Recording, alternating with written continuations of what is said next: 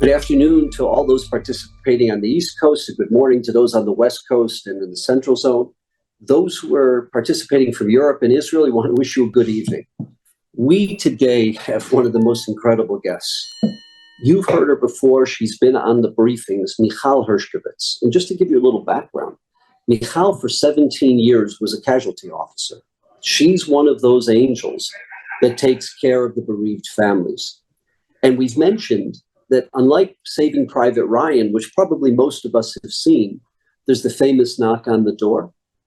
With the IDF, the casualty officers will take care of the bereaved families the rest of their lives, meaning every widow, every child, every parent, every sibling will have a casualty officer designated and assigned to them for the rest of their life, calling them every other week, sometimes every week, becoming part of their family, making sure that their financial, emotional needs are taken care of. The reason we've asked Michal to join us this evening is because she literally has not slept for months. She has been working with families throughout the length and breadth of the state of Israel, who the children are either orphans, and there's almost 500 brand new orphans, or the children are younger siblings who have lost an older brother, who've lost an older sister. There's about 1,300 that have lost a sibling. And what's unique, and Michal will go into that, is their situation, their challenges. One of the programs that we do, and almost everything we do is in Israel, but the Ministry of Defense has tasked us, and Michal oversees this, to bring 6 cohorts, 6 unique camp experiences to the United States. 3 of them take place in a Jewish camp for a number of weeks, and then they spend a week in a community, a week here in the community in America, and that's happening as we speak. Some of them are taking place. 3 of them are a traveling camp. The 3 camps are bar and bat mitzvah age, 12 and 13-year-old orphans and 12 and 13-year-old younger siblings. The traveling camps are high school age students. And Michal ran one of those camps, which took place throughout the northeastern United States. She's going to go into the details. I want to just share one detail, and we've shared this in the past. The reason that the Ministry of Defense has tasked with Michal, and the reason that she has literally sacrificed months of her life on this, is because the challenge dealing with these young men and young women, they can't open up to their parents. Their parents are suffering, their parents are in pain, their parents are hurt, and they don't want to give their parents more pain, more suffering, more hurt. In school, everyone is nice to them, but everyone treats them as an object, the Rahmanut, the merciful case. When they come to this camp, they're with people who are just like them, who have gone through, can feel what they're feeling, can feel the pain they're feeling, the thoughts they're thinking. And the advisors that Michal chooses, they themselves were either orphans of war, or they themselves lost an older sibling when they were a child, when they were an adolescent, and they went through the same things. And the power of this program, we call it the FIDF Legacy Program. It's a very expensive program because the staff that's needed, of social workers, of psychologists, the staff of unique special madrichim, special advisors, it runs about $6,000 a participant. It's about a $6,000 bill per participant when you take everything into account. The travel, the staff, the preparation in Israel, the follow-up in Israel, as well, of course, is an incredibly powerful program in America. And I can talk about it, I experienced it, but that doesn't do it justice. We want to hear from the person who lives this, who formulated it, who drove this program, Michal Hershkovitz. And Michal, we can't thank you enough. We know it's the evening in Israel, it's night in Israel, and we just can't thank you enough for who you are, for what you do, and for bringing some sense of normalcy, some sense of closure, some sense of healing to these young people whose lives have been changed. And I'm sorry that I spoke so long, but I think it's very important for our participants to know who you are, what you do, and if I could hand it over to you, Michal. Thank you very much for the good thing you just said. I think I will start by telling you a story about when we arrived back to Israel, when we landed, and one of the mom approached me and told me, I gave you a broken boy and you brought him back 10 days later when he's again smiling, again happy. And I couldn't imagine that you could have done it in 10 days. What was broken in the last 9 months. And I think that this sentence and this amazing mom who approached me can give all of the people who are listening to us now the essence of what we've done. Imagine yourself, children, siblings, people who lost their dad in the kibbutzim, who were in shelter bombed for 12 hours, 2 days, holding the doors with their mom, trying to survive the terrorists, now being able to be together, to be in one group. Everybody lost someone they loved, if it's a brother, a sister, their dad, and being able to speak out loud for the first time about all the things that make them afraid at night, make them cry at night, very quietly, by the way, because they don't want the other people in the family to hear them, because then they know that the parents or the mom will be very sad. So you can hear while they are speaking in the bus or when there's meeting together, that they become able to cry quietly, so nobody in the family will hear them. Things that when you imagine it, it's something that you can't really understand, that a child making himself cry very quietly because he doesn't want to upset anyone. And in those 10 days, for the first time, they actually spoke out loud about how is it to be scared, and how is it to be very sad, and how is it to be joy. Can he be laughing out loud in the living room, watching a TV show when his parents are sitting next to him? Is it okay to bring friends home to play with them? So many different situations that I met in those 10 days allowed me to understand how important is it to bring them to the state for this small period of time. It's between 10 days to 12 days, and to let them be kids again, to let them know that here now it's okay to feel whatever they need to feel. It's okay to speak out loud about it. One of the situation we had on a shishi dinner, when everybody's together and everybody's dressing very nice and we are all sitting together, is that just for our listeners, Michal's referring to as the Friday night dinner, the Shabbat meal. Sorry, yeah. So everybody dressed very nice because it's the main dinner, and we are all together. And on Friday evening, you usually sing the prayer, and after we finish into it, and then it become quiet. And I was like, it's okay, you can sing, you can speak out loud. We are. And they said, no, at home on shishi dinner, when you are finishing to eat, you're going back to your room.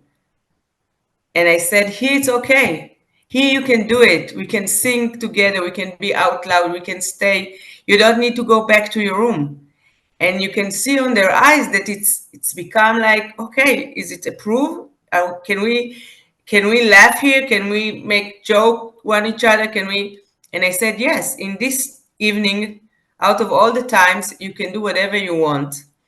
And every time it happened, I was amazed in one hand, and I was moved, and you can see how they needed it. When we were in the airport in Israel, a lot of the kids decided suddenly that they cannot do it. They cannot leave their parents back home and go and have a good time. And one of the girl, actually ran away from the airport, ran away back to the parking, and said to her parents, I'm not going. I want to go with you back home. I cannot have a present, as she said it, because my bigger brother died in October 7 in Be'eri. How can I get a present to go abroad, to go to the state, when the idea behind it is that I lost my brother? And she was crying and running away, and all of us were looking for her to see what we should do. Should we leave her alone and let her stay in Israel? Or do we need to make her change her mind? And after a half an hour of conversation with her and with her amazing parents, she decided that she will come. And I can tell you that every morning when I met her at breakfast, she asked me, do you think it's okay that I had a good time? Do you think it's okay that I slept late and didn't do my chore? Do you think it's okay that I'm for the first time in a roller coaster, for the first time in New York, in Times Square, having so fun, meeting new friends? Do you think it's okay? Do you think that my brother is angry at me? Or do you think that right now that he's looking at me from the sky, he's happy to see me laughing, and he's happy to see me with friends? And every morning for 10 days, she was asking again and again if it's okay. Can I give her the approval to be happy? And at the last day, when we came back to the airport in New York and going back home to Israel, I asked her, how was it? And she said, even though it was hard every morning and I needed to hear from you that what I'm feeling is okay, I'm glad that you make me come. I'm glad that you didn't give up on me and didn't let me go back home half an hour before flight is departure. So it was like amazing that she said in her own words, thank you for letting me be a kid again, and let me be with friends that have the same issue and the same question as I am. I want to share with you one more thing. We had a few religious kids in our group. And I don't know if you know, but those who lost their dad has to do every morning a prayer, Kaddish Yatom. The mourner's Kaddish. So you wake up at about 6 o'clock in the morning. They are the group who wake up every morning very early before of all the other kids. And you're going outside from the hotel that we are staying, and you see a bunch of about almost 20 kids who are only 15, that's it. And they are doing the prayer for the dead who died on October 7. And you are standing next to them very quietly. And for me, as a commander, as the part of the FIDF who is in charge of them, in my mind, I'm asking to myself, is it a real picture what I'm seeing right now? Those young boys actually are reading a Kaddish about their dad. It's like it's a picture that I will never forget, I guess. It's something so unique. It's who we are, actually. To see if kids that are saying, it's even now emotional for me. We can't even understand that for them losing their dad so young, a few of them even saw it because it was inside the kibbutz, inside where they used to live then. So the story are amazing. At first, we asked them to share with us a little bit of what happened to them. And you can see that the shy kids doesn't want to share what happened. They don't want to speak about it. It's very hard for them to say it out loud, to tell the story. And through the days, when they are starting to find friends, you can see that in the bus, you can hear the stories. They're asking each other, do you want to hear how my dad died? Would you like to hear how my brother or sister died? And they're trying to communicate with each other and to see if there is things that are the same, like the sadness and the dreams that will never happen, and the thing that they understand that now they are the one in charge at home. most of the kids who lost their bigger brother now are becoming the one who need to be in charge of what's happening at home with their parents, with their younger siblings. And between the groups, you can hear that they are understanding that now they need to behave otherwise. They need to be more mature. They need to be able to help at home most of the time. And as an adult, as a parent, I'm hearing this conversation and I'm telling myself how much is now going to be in those young young kids who are going to be soldier in a few more years, of course, but they are so young right now and they already understand they have new role at home. They cannot be anymore young siblings, young children. They have to adapt a new role in their home, in their family. And even though they are none of them asked for it, but they understand that this is what happened for them right now.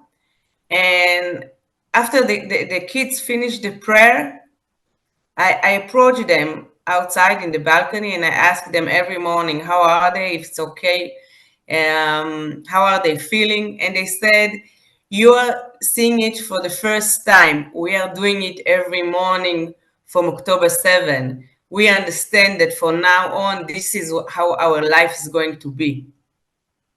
And you can see how they understand that life shift and change and will never be the same for them. And it's so emotional and so unique. It's us. It's the Jewish nation. It's the Jewish people. It's who we are. The ability to understand so young that you lost your dad in a war, in a tragic, horrible ways in the kibbutz or in several bases that their dad used to be high rank officers maybe. And when they met our donors and when they met the Jewish community, after a few days, some of them asked to speak. Some of them asked to speak out loud about the story because they wanted other people to hear what happened to them. So as much as they were very shy at the beginning of the tour, of the 10 days, you can see through the days that they have become more and more with confidence that it's okay to speak out loud. And it's okay to be very proud of who your dad used to be and who your brother or sister was and how they died. And in the last few days, we were running against time to make sure that all the group, which is very big one, will have enough time to tell their stories and enough time to be able to speak out loud and to share what happened to them. We were afraid that we wouldn't have enough time, so we gave at the beginning it was half an hour for each kid to tell his story. In the last day, it was 5 minutes for each kid. Because we wanted them to speak it out loud, to let them share it. And it was so important. And we didn't go to bed the last 2 days until we knew that everybody who wanted to speak was able to say it and to share and to have the hug from the kids, because the whole group is hugging them after they are finishing. So you can see that while they are speaking, they are very sad, and most of them cried a lot, which was very emotional for them. They had to stop in the middle. But in the end, when the whole group is coming and hugging them, you can see on their faces how important it was for them. And also for us, the guides, the commanders, to see what is behind every child and how important every story is. I was blessed the way I see it, even though it was hard and I haven't slept a lot for those 10 days at night. I really think that I was blessed to be able to hear 82 stories about amazing soldiers and amazing heroes that wanted to rescue and wanted to be able to save the Jewish nation, the country. And I was the one who was chose to meet those kids and to hear these amazing stories. And it was something that I will never forget. I'm sure of it. I'll share with you a couple of stories, just that I had the opportunity to hear. One of the participants, the parents came to America because he had some business in America. And they met with General Padan and myself. And they said to us, it was the first time since her brother was killed in December that she's actually had a smile on her face. It's the first time that she looks like she enjoys life. And the brother, who at the time had a child, and his wife was 7 months pregnant with their second child, he was like a second father to her. She was the baby in the family. It was a family of 5 children. The other 4 at this point were out of high school, were either in university, in business, in the army. Her brother was a reservist who was killed. And she lost a brother and she lost a second father. And it hit her particularly hard. She was with the parents when they were notified. All the other siblings were in Gaza. And the parents said, we can't thank you enough because you've brought her back to life. It's the daughter we had. It's a child we knew before December. There was another young man whose father was killed. And he came, and they specifically, the group took him because he asked for that. The family had a picture of the father standing by the Brooklyn Bridge. He stood in the exact same location, took a picture of himself with the same body language, same body position as his father, in what he plans for the rest of his life to have up on his wall and to have in his wallet is that picture side by side of his father there and he there. And just, it struck me the maturity of these young men and young women. You got the sense you were not talking to kids, you were talking to adults. There was a young man who spoke to the group. He was one of 6 children. The father was killed. And as you said, he went from being a child to a father. He ends up now having to be the father to his siblings. And just the weight of the world on this young man's shoulders, but the maturity and the way that he spoke about his father and the way that he spoke about his family and the challenges they're facing. Besides the fact that we're all crying, the awe and the respect that we have for these young men and young women. If I could ask you a question, preparing them in Israel, meeting with the parents, meeting with the participants before they, it's the first time the parents are, they've lost a child. They've lost a child, or in some cases, they've lost a father. The mother's lost a husband.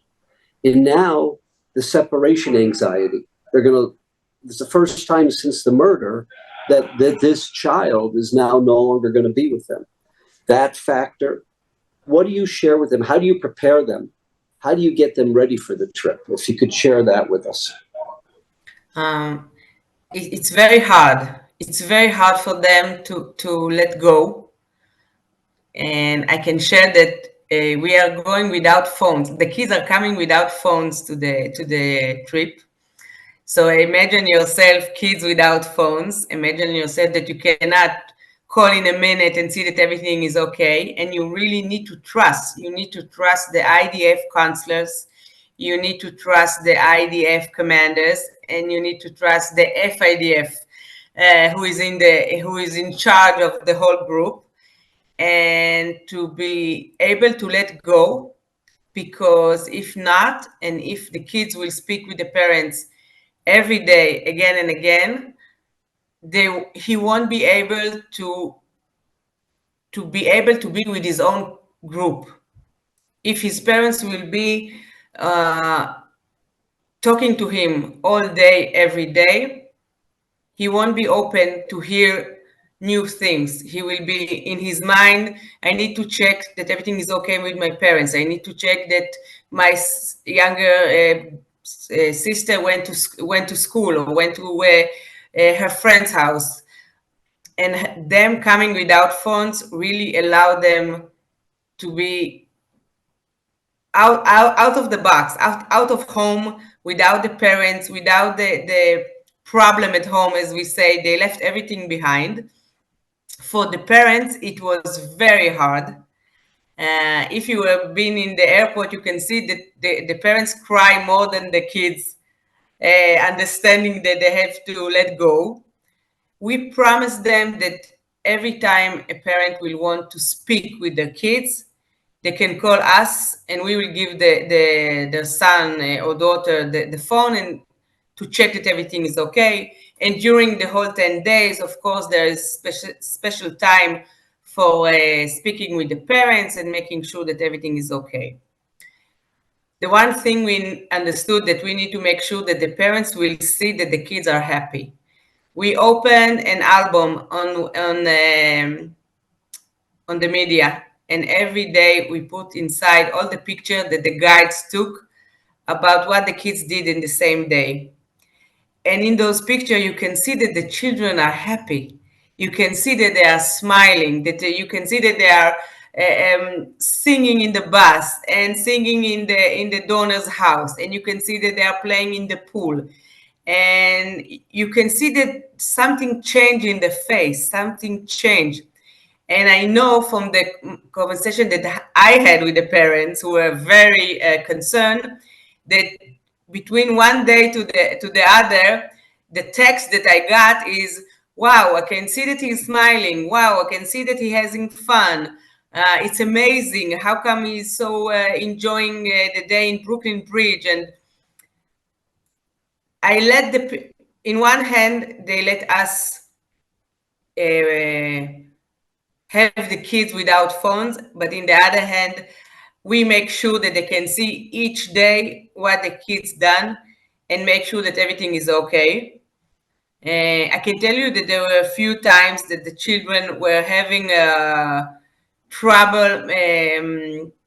Suddenly they become very sad. Suddenly they remember their dad or their brother, and you can see in a minute that the sadness is 100% controlling them.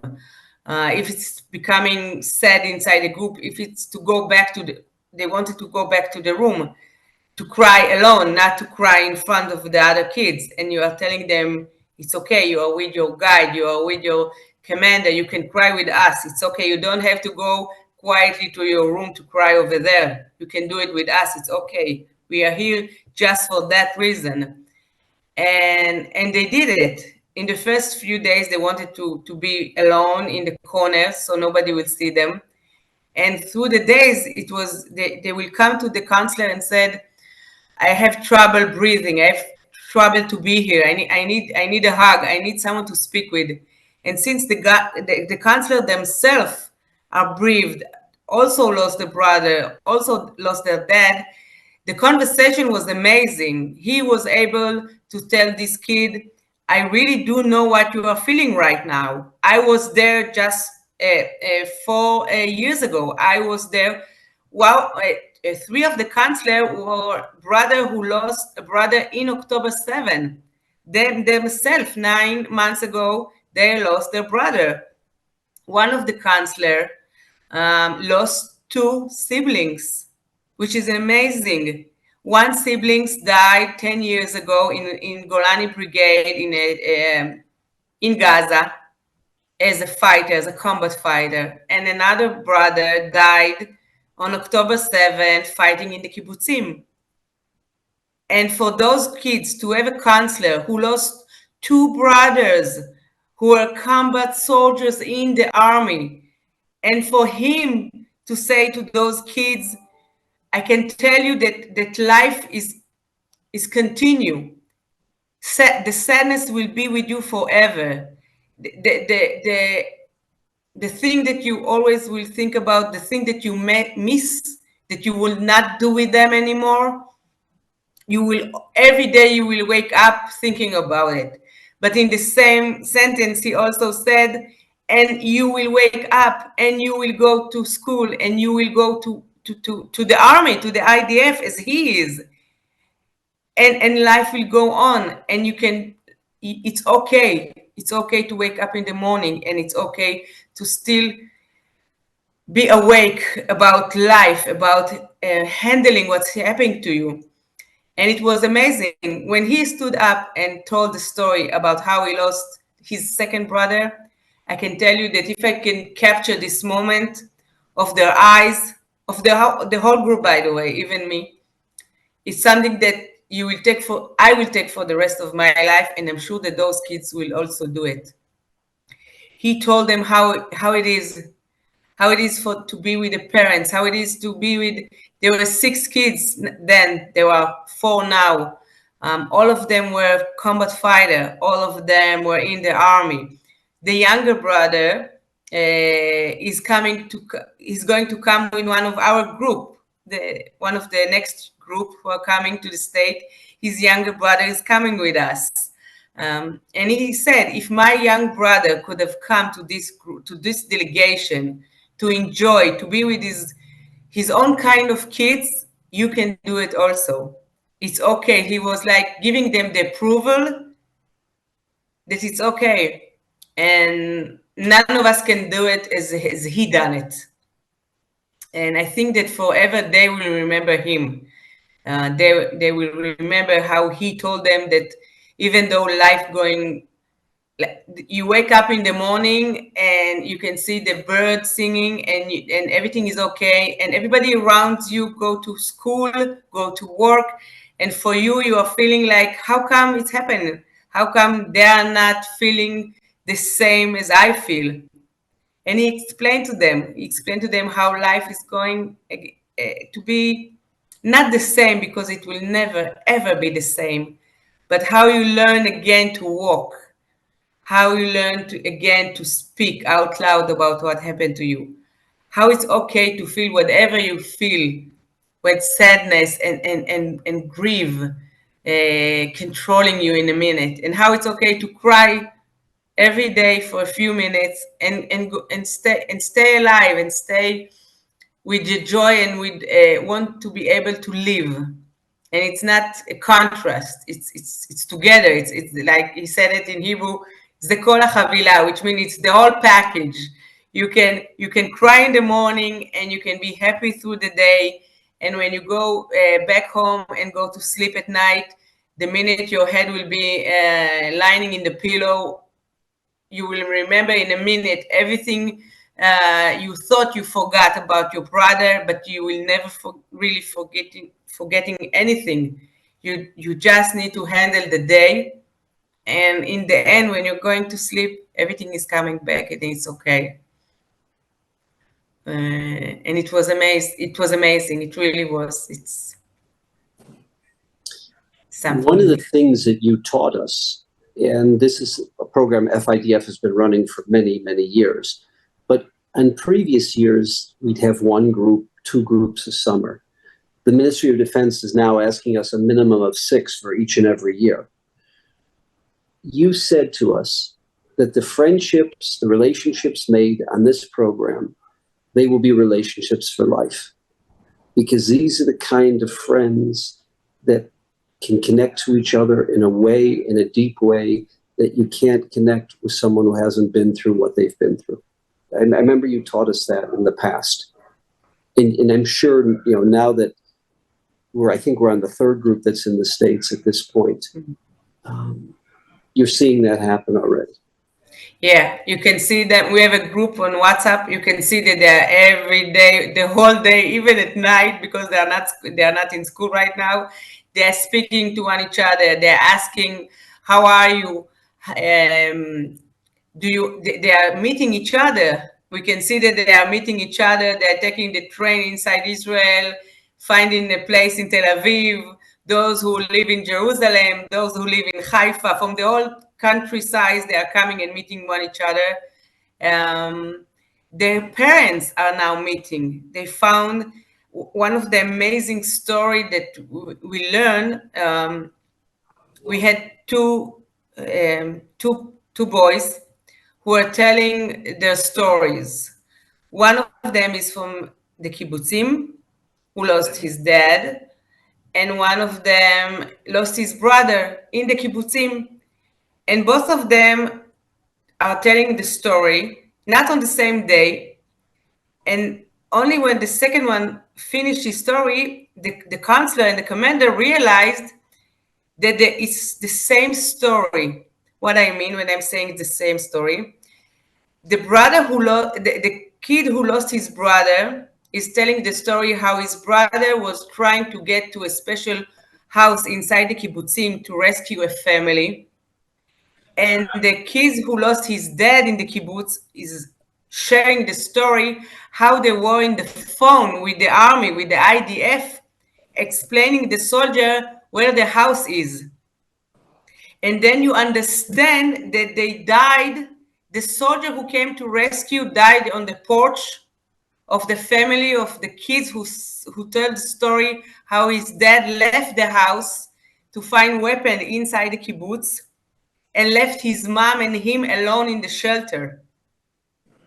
So you imagine yourself, and I'm telling you right now, and I have chill in my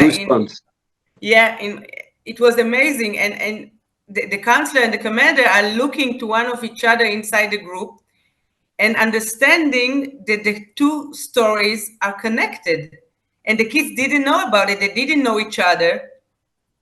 And can you imagine what a friendship this will be for the rest of their life? The one who lost the brother who came to save them, to rescue them, and couldn't do it because he died on the porch. And the one who was in the shelter and was communicating in the phone with the IDF, explaining where the house is and how to, and waiting to be rescued. So imagine a friendship like this, that without us, without the FIDF, without this amazing road trip, they will never knew each other. So this is the kind of friendship that are amazed. We were amazed about it. We couldn't stop speaking about it. We had siblings from the same corps, from the same unit. They were all from the Givati. They were all from Commando, the brigade, or the Nahal brigade. But they didn't know each other because the fighting was in so many places, in the kibbutzim, inside Gaza. Even inside Gaza, you have a fighting in the north, or you can die in Sajaiya. And during this time when the kids spoke with each other, you can hear them say, "You also from Givati? You are also from Golani? How did your brother die? He died in Sajaiya? Wow, my brother also died in Sajaiya." And they are starting to communicate and to share the stories. And you can see that they will be friends for life. They share their own stories and found two things that are connecting them: losing their brother and being in the same unit in the army. What you're describing is many stories, many people we know who were survivors of the Shoah, and they get into a conversation, and it turns out they were in the same ghetto, or they were in the bunks next to each other in a work camp or a death camp. It's incredible the way you're describing this. It was amazing. I'm telling you, it was. I'm saying it again. I was blessed to be chosen to go to this delegation. This is the way I see it, because of those small stories about what we did for them and how we were able to give back in a small way, but in a big way for them. We can never bring back the loved ones. The only thing I can do is to let them be a little bit more young children, to be a little bit more happy, and to have new friends that they will never knew if they wouldn't come to the group. And when I'm seeing them texting to one of each other in the WhatsApp group, I'm smiling to myself to see that the bond is there.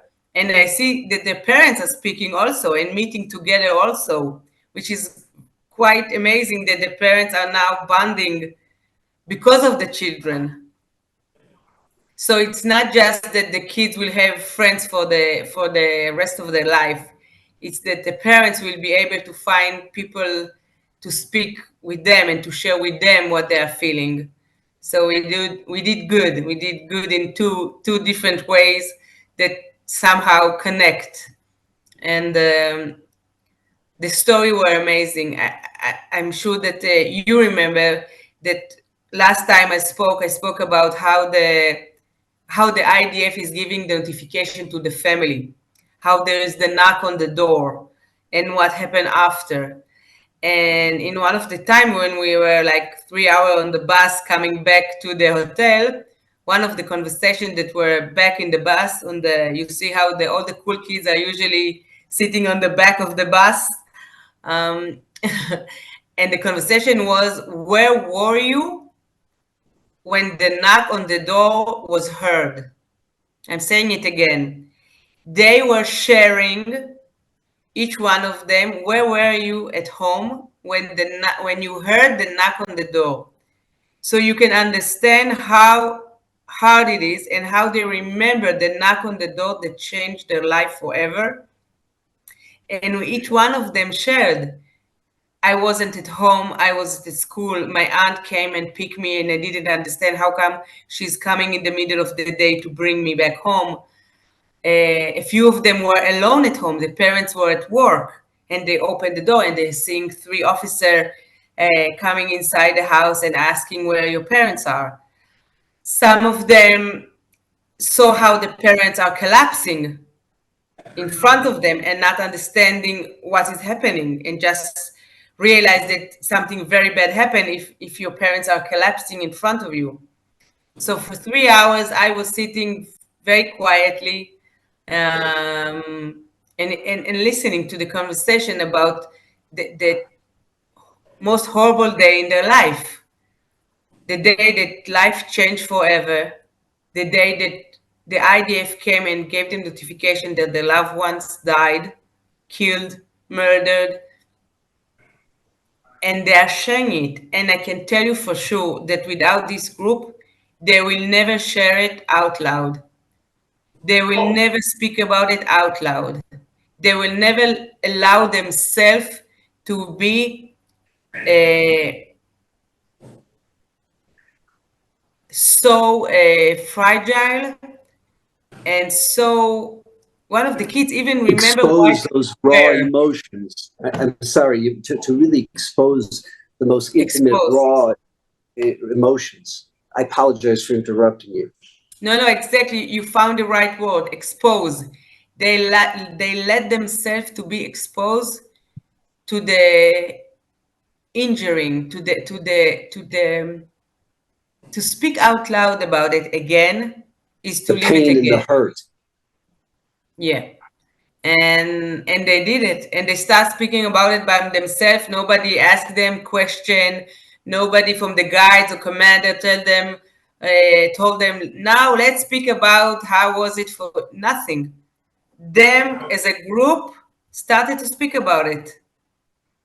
And we were just, the counselor and the commander were sitting in the bus quietly listening to the conversation, and each one of us in our head had the thought about, wow, they are so young and they had such a horrible time, and they got through such a difficult situation, seeing that their parents collapse in front of them, understanding that life ended the way they knew it, and understanding that now they need to adapt a new kind of life. So this is again another story. Let me ask you, and we're limited in time, so I'm gonna, and I apologize about that. You took some of them to the NBA draft. They went to Midtown Manhattan. You took them on the duck tours in Boston. You took them to Six Flags, I think. You were obviously in different people's homes with barbecues. You had a wonderful Shabbat together. Describe, for many of them, this is the first time they came to the United States. What was that? Almost like? All of them. I had a few, I think maybe 5 or 6 kids were ever in America, in the state before. And they were amazed about everything. When we came to Times Square, for 5 minutes, they were just looking up to the sky, to the building, to the billboard with all the colors and everything.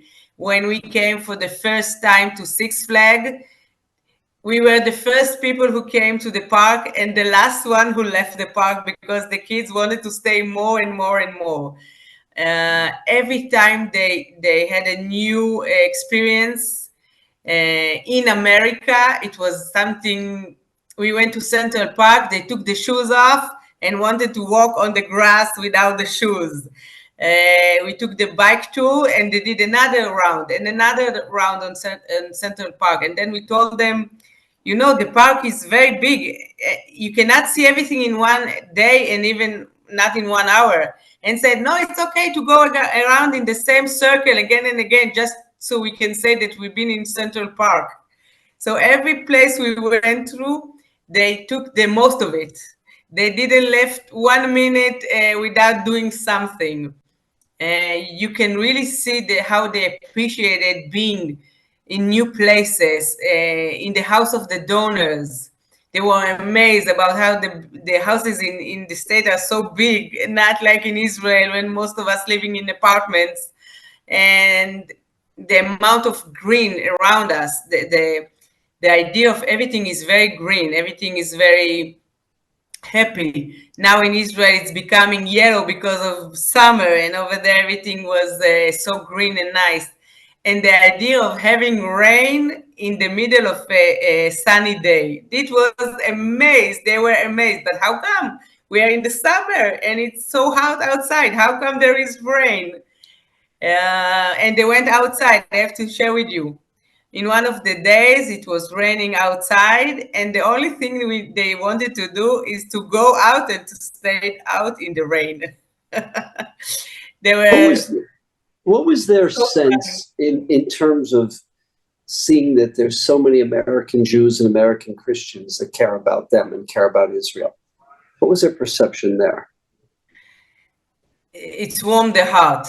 Every time that we met donors, every time we met a Jewish family who approached us and asked, even in time when we were in Times Square, there were Jewish around us. They heard the Hebrew, and they approached us because we did a lot of noise. There's a big group, and they asked who we are. And the minute they understood that we are from bereaved family and we are with kids who lost their loved ones, immediately they shared their love to us. They shared their respect to us. One of the kids said that he never thought that the Jewish people who live in America love so much the IDF and think so much about the soldiers, because every time we came and met a Jewish family and even not Jewish family, people were asking about the army. People were asking about the IDF. People were asking about how it is to be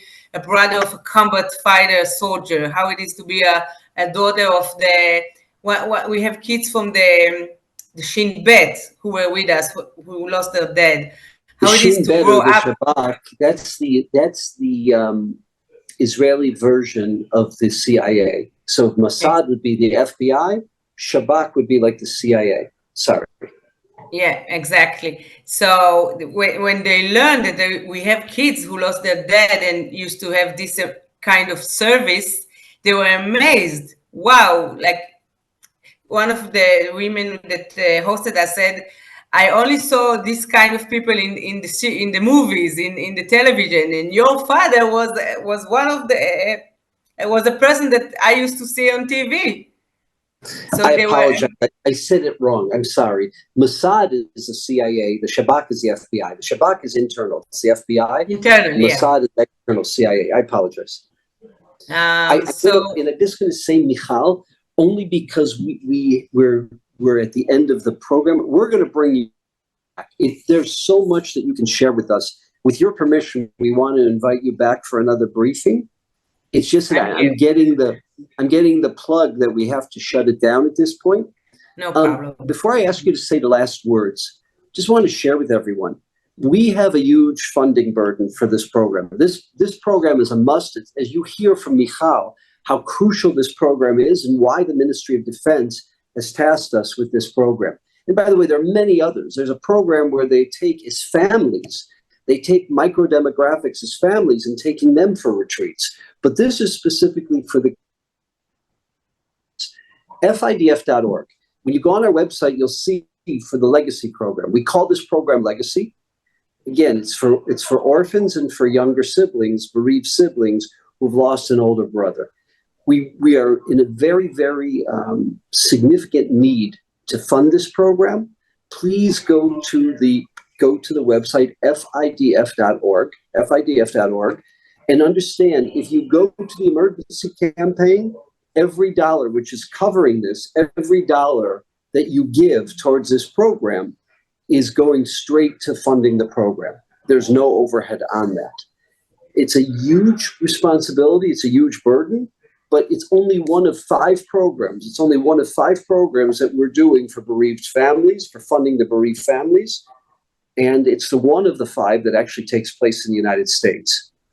I'm sorry, Michal, give us the last word. And again, we want to invite you back for another briefing, but share with us some last thoughts. I think that for me, first of all, I want to say thank you. I want to say thank you to all our donors who let it happen, because without you, I will never be able to bring this group to the state. And I was the first group out of 6. And as you mentioned earlier, there is such a big amount of bereaved family who is coming next year and next year, because we had to stop we have to stop bringing kids because there are so many. So we said this year only kids who lost their brother or dad from the first few months of the war could come. So I think for me, the idea that we can do the same next year for all those kids, that we can share and give them this amazing opportunity to be kids again and to be able to laugh out loud, it's mitzvah and it's zchut, because nobody else can do it but us. And the understanding that the IDF and the MOD is coming to the FIDF and telling us, please do it for those kids. Please be the one who are in charge of it. This is what show all of us, all our donors and the people who love us and proud of us, how unique the organization is and how unique this group of kids are. And I really do believe that we change their life in small things. As I said earlier, I cannot bring back their loved ones, but I can make sure that for 10 days, there will be kids again, and that at least each one of them has one more new friend for life. Most of them have more than one. So this is the zchut that I can give and I can be a part of. I do want to share with our participants, many of these programs are 3-week programs. Some of them are 2.5-week programs. Some of them are like the 11, 12-day program when you include the travel as well. And Michal, thank you. Thank you. And those are cheap words. We really can't thank you enough for this. But this program is, as the parents shared with us, just bringing their child back to who they were. It's bringing them back to life. It's giving them the skills to cope. It's giving them a network of people that can feel safe and open up and expose those raw feelings. And it's giving them the ability to rebuild from the worst of tragedies. And again, we can't thank you enough. It's really our privilege, as you said, zchut in Hebrew, our privilege to participate with you in this mitzvah. Thank you. Thank you all.